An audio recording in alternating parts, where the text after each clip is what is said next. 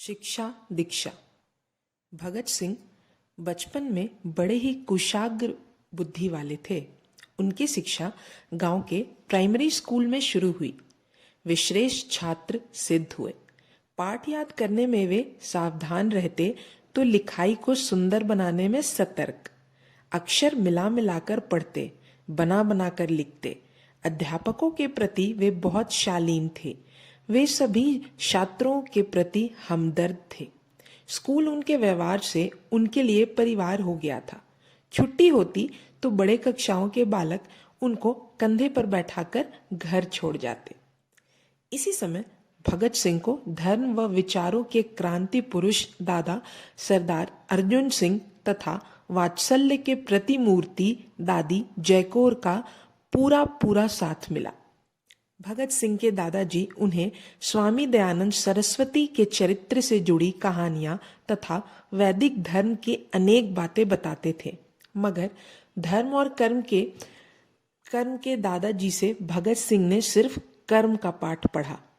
धर्म के प्रति वे विरक्त ही रहे। भगत सिंह की स्मृति बहुत तेज थी। वह सदैव एक बार पढ़कर पूरा पाठ कंठस्थ कर लेते थे। तीसरी कक्षा में पहुंचते पहुंचते वे उस क्रांति को झिलमिल रूप में समझने लगे थे, जिसकी वजह से उनके चाचा विदेशों में भटक रहे थे, घर ना आ सकते थे। चाची का रोना पड़ता था। दूसरे चाचा जेल के अत्याचारों से शहीद हो गए थे और उनके पिता का एक पैर जेल में रहता था। भगत सिंह जब चौथी कक्षा में पढ़ते थे तो उन्होंने अपने साथियों से यह पूछना शुरू कर दिया था, तुम बड़े होकर क्या करोगे? उनके साथी जो 10 और 12 वर्ष के बीच की आयु में थे, प्रायः नपे तुले उत्तर देते। कोई कहता खेती बाड़ी करूंगा, कोई कहता मैं तो नौकरी करूंगा, कोई दुकान चलाने की बात करता तो कोई शादी करके घर बसाने की बात कहता। तो वे जोश में भर कर कहते, शादी करना भी कोई बड़ा काम है, मैं कभी शादी नहीं करूंगा, मैं तो अंग्रेजों को देश से बाहर निकालूंगा। भगत सिंह के साथियों ने समझा कि भगत सिंह छोटे मुंह बड़ी बात कर रहा है, वह शेखी बघार रहा है, पर बालक भगत सिंह को उनका लक्ष्य दिख रहा था। वह दिन रात एक ही सपना संजोए रहते, मैं कब बड़ा होऊंगा, मैं कब देश के काम आऊंगा। इस तरह वह समय की प्रतीक्षा करते रहते। भगत सिंह पढ़ने में तो बहुत तेज थे। घर में क्रांतिकारी साहित्य की कमी न थी। सूफी अंबा प्रसाद, लाला हरदयाल और उनके क्रांतिवीर चाचा अजीत सिंह की लिखी दर्जनों किताबों का अच्छा खासा संग्रह था वहां। चौथी कक्षा की पढ़ाई के साथ ही उन्होंने घर में रखी सरदार अरिजीत सिंह, सूफी अंबा प्रसाद और लाला हरदयाल की लिखी 50 से ज्यादा छोटी बड़ी सभी पुस्तकें पढ़ डाली थी। घर में पुराने अखबारों की फाइलें भी थी। उनमें सरदार अजीत सिंह और लाला लाजपत राय के निर्वासन व दूसरे राजनीतिक कांडों के समाचार थे। इन सबको भी उन्होंने पढ़ डाला था। इस अध्ययन ने चाचियों के आंसुओं की छाया में बोई गई अंग्रेज विरोधी प्रवृत्ति को अंकुरों का रूप दे दिया। आयु के विचार से वे अभी बालक ही थे, पर बातचीत, विचार विमर्श और चाल ढाल में अपनी उम्र से बहुत आगे थे। इतना आगे कि उनके अध्यापक उनका आदर करते थे और दूसरे छात्रों को वैसा बनने की प्रेरणा भी देते थे। पढ़ाई, अनुशासन, सफाई, स्वच्छता और सहयोग के लिए लताड़ना तो दूर रहा, उन्हें कभी कहना भी नहीं पड़ता था।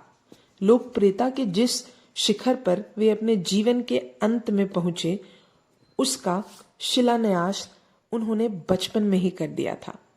उनका बचपन उनके भविष्य की भूमिका था। भगत सिंह बढ़ते गए, उनकी विशेषताएं मुखर होती गईं। अन्य बालकों की अपेक्षा वह बहुत साहसी, निडर और स्पष्ट वक्ता थे। वह विद्यालय की पढ़ाई के साथ साथ बाहरी ज्ञान भी संचित कर रहे थे। भगत सिंह सिर्फ सपनों में ही नहीं, जीते थे, वह भारत में हो रही आजादी की लड़ाई की भी खबर रखने लगे थे।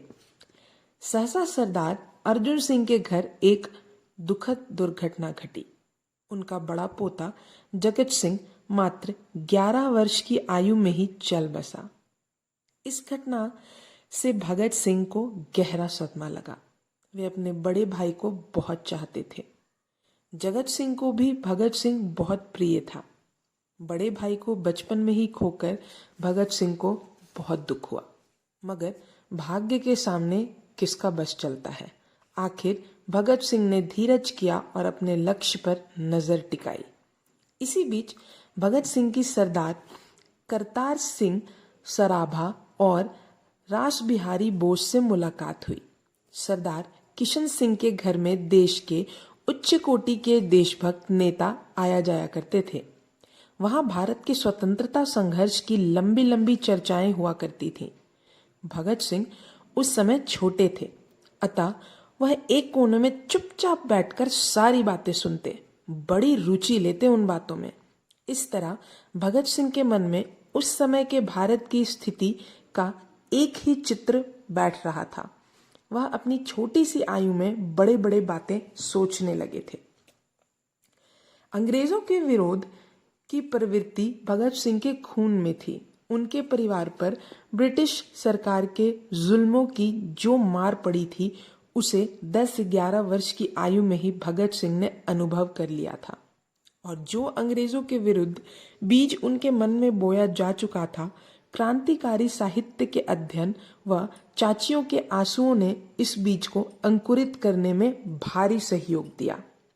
सरदार किशन सिंह लाहौर के पास नवाकोट नामक कस्बे में चले आए थे। वहां उनकी कुछ जमीन जायदाद थी। भगत सिंह अपनी प्रारंभिक शिक्षा समाप्त कर चुके थे और इस समय उन्हें हाई स्कूल में भर्ती कराने की आवश्यकता थी। उस समय सिखों में यह परंपरा थी कि लड़के को खालसा स्कूल में ही भेजते थे, मगर उस समय खालसा स्कूल के अधिकारियों का सुझाव राजभक्ति की ओर अधिक था। वहां के अधिकारी अंग्रेजों को बहुत सम्मान देते थे। सरदार किशन सिंह का यह जरा भी पसंद न था। उनके हृदय में आजादी का सागर लहराता था और वह चाहते थे कि उनका लड़का ऐसे वातावरण में ना पढ़े जहां गुलामी की कोई भावना मौजूद हो। अतः उस पर अंग्रेजों का परछावा नहीं पड़ना चाहिए। तब तक किशन सिंह लाहौर में अपना काम जमा चुके थे। वह इंश्योरेंस कंपनी के एजेंट थे। सरदार किशन सिंह जब बंगा गांव में आए तो उन्होंने पिताजी से कहा, आपकी अनुमति हो तो मैं इस वर्ष भगत सिंह को लाहौर के स्कूल में दाखिल करा दूं। तो तुम भगत को हमसे दूर ले जाना चाहते हो, दादाजी ने कहा। हाँ, मगर आपकी अनुमति हो तो। यहां कोई अच्छा हाई स्कूल भी तो नहीं। सरदार किशन सिंह ने स्थिति को सामने रखते हुए कहा। दादाजी ने उत्सुकता प्रकट की। तब क्या तुम इसे खालसा स्कूल में दाखिल कराओगे? नहीं, इसे डीएवी हाई स्कूल में प्रवेश दिलाना ही ठीक रहेगा, किशन सिंह बोले।